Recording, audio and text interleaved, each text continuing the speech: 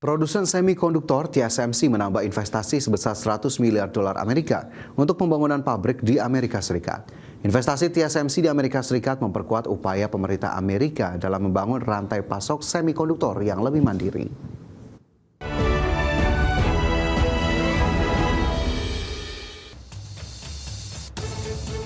Raksasa produsen semikonduktor asal Taiwan TSMC kembali menunjukkan ambisinya dalam memperluas kapasitas produksi semikonduktor global.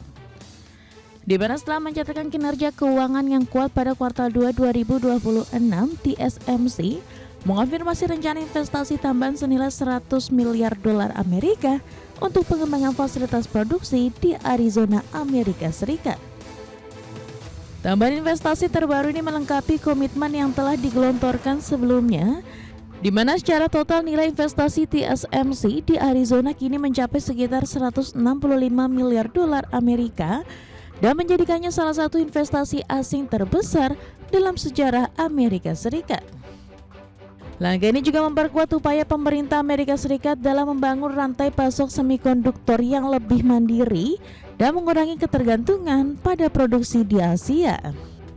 Tambahan investasi sebesar 100 miliar dolar Amerika diperkirakan akan digunakan untuk membangun beberapa fasilitas baru, termasuk pabrik produksi chip generasi terbaru. Namun dalam berinvestasi di Amerika Serikat, TSMC tidak berjalan sendiri, karena mitra rantai pasok perusahaan disebut akan ikut berinvestasi hingga sekitar 30 miliar dolar Amerika untuk mendukung pengembangan ekosistem manufaktur semikonduktor di kawasan tersebut.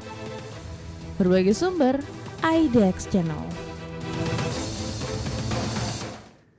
Startup kecerdasan buatan asal China, Moonshot, meluncurkan model AI terbaru Kimi K3 yang diklaim setara dengan raksasa Amerika Serikat OpenAI dan Anthropic.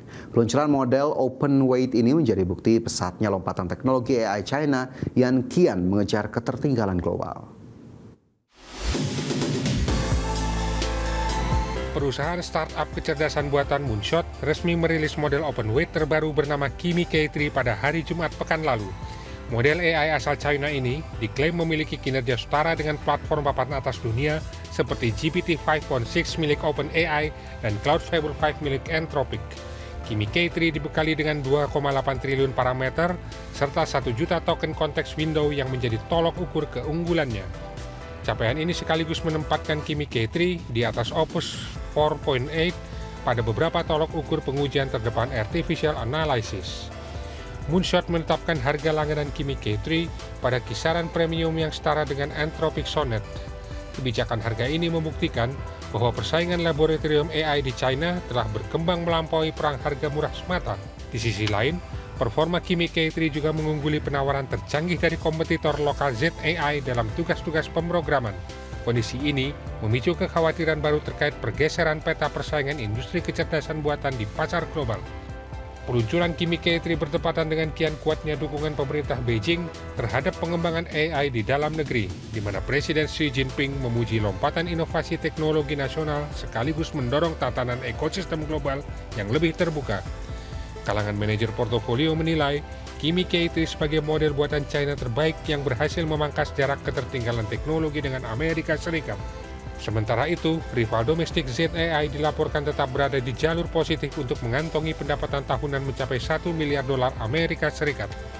Berbagai sumber, IDX Channel.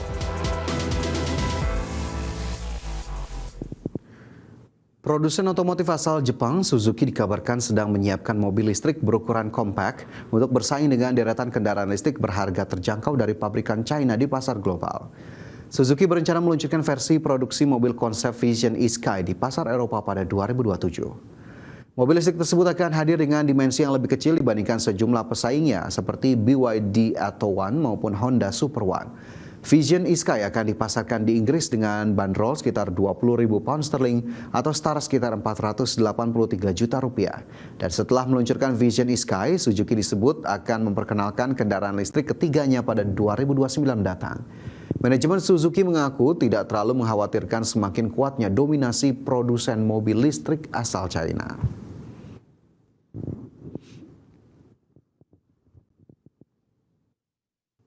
Pemirsa, Presiden Prabowo Subianto memastikan kebijakan ekspor satu pintu untuk komoditas strategis akan mulai diterapkan secara penuh pada 1 September 2026. Saat ini kebijakan ekspor satu pintu masih berada dalam tahap transisi setelah PT Danantara Sumber Daya Indonesia resmi beroperasi sejak 1 Juli 2026. Prabowo menegaskan pembentukan sistem ekspor satu pintu merupakan upaya pemerintah untuk memperbaiki tata kelola ekspor sekaligus menutup celah praktik under invoicing.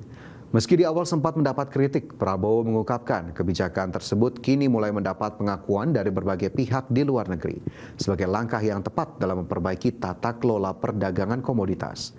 Prabowo mengklaim sejak resmi beroperasi, PT DSI sudah mengelola devisa sebesar lebih 10,5 miliar dolar Amerika. Dengan ekspor sumber daya alam satu pintu, ya,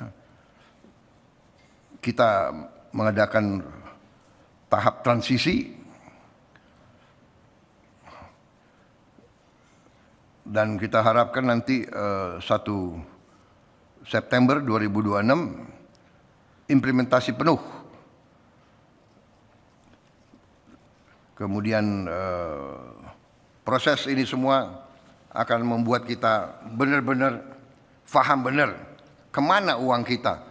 Jadi kita sekarang tegakkan, dan saya terima kasih saya dapat laporan dari Saudara Rozan, CEO dari Danantara, ya, bahwa baru 1 bulan 2 minggu bekerja, PT DSI beroperasi, PT DSI sudah mengelola devisa sebesar lebih 10,5 miliar dolar. Dalam 1 bulan 2 minggu, saudara-saudara. CEO Danantara, Rosan Roslani, menjelaskan lebih rinci mengenai capaian PT Danantara Sumber Daya Indonesia yang telah mengelola devisa lebih dari 10,5 miliar dolar Amerika.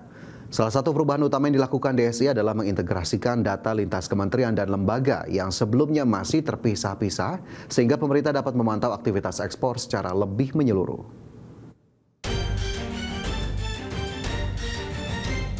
Chief Executive Officer Danantara Rosan Roslani menjelaskan lebih rinci mengenai capaian PT Danantara Sumber Daya Indonesia atau DSI yang telah mengelola devisa lebih dari 10,5 miliar dolar Amerika Serikat dalam waktu sekitar 1,5 bulan beroperasi.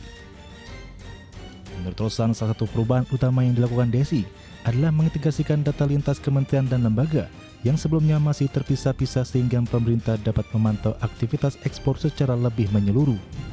Rosan menjelaskan seluruh data tersebut kini dikumpulkan ke dalam satu platform sehingga dapat dibandingkan secara langsung. Melalui sistem tersebut, pemerintah dapat melihat kesesuaian antara harga ekspor yang dideklarasikan eksportir dengan harga acuan atau indeks komoditas. Jadi kita mulai dari 1 Juni sampai Juli pertanggal minggu lalu, ya.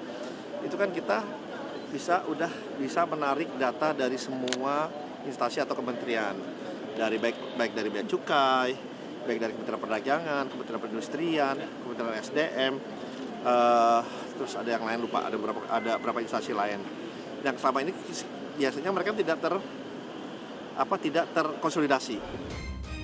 Rosan mencontohkan komoditas turunan kelapa sawit seperti RBD, refined bleached deodorized palm oil.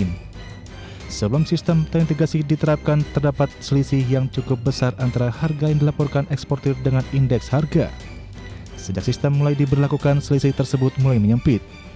Jika sebelumnya rata-rata mencapai lebih dari 30%, kini perbedaan antara harga deklarasi dan indeks sudah jauh lebih kecil.